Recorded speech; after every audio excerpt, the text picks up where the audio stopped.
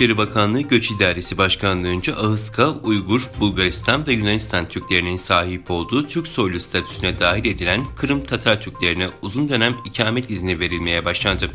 Anadolu Ajansı muhabirinin Göç İdaresi Başkanlığı'ndan aldığı bilgiye göre İçişleri Bakanı Süleyman Soylu'nun Haziran 2022'de yaptığı açıklama üzerine Kırım Tatar Türklerine de uzun dönem ikamet izni verilmesine ilişkin çalışmalar başlatıldı.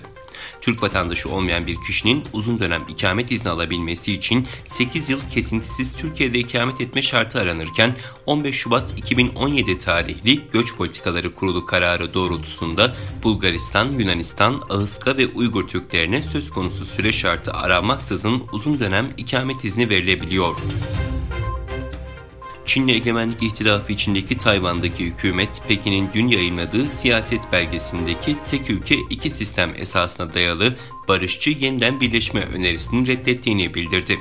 Dışişleri Bakanlığı sözcüsü yaptığı açıklamada bir yandan ada çevresinde askeri tatbikatlar yaparken barışçı birleşme mesajları vermenin inandırıcı olmadığını vurguladı.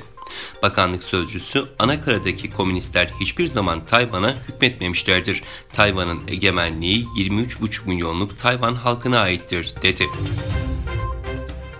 Kazakistan hükümeti askeri istihbarat alanında Türkiye ile işbirliği protokolünü onayladı.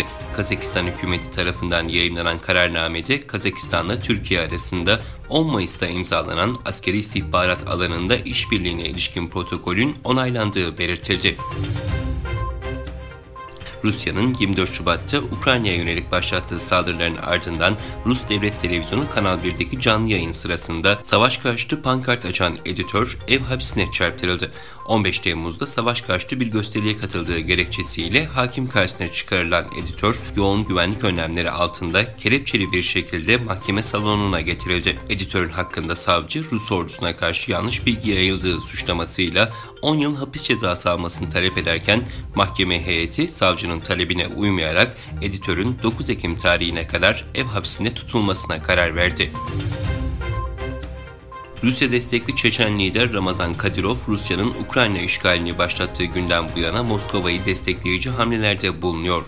Rus yanlısı lider, 9.000 Çeçen askerin Rusya saflarına savaşmak üzere Ukrayna'ya gönderilmeye hazır olduğu yönünde açıklamalarının yanı sıra 10.000 askerin de yedekte bekletildiğini duyurdu.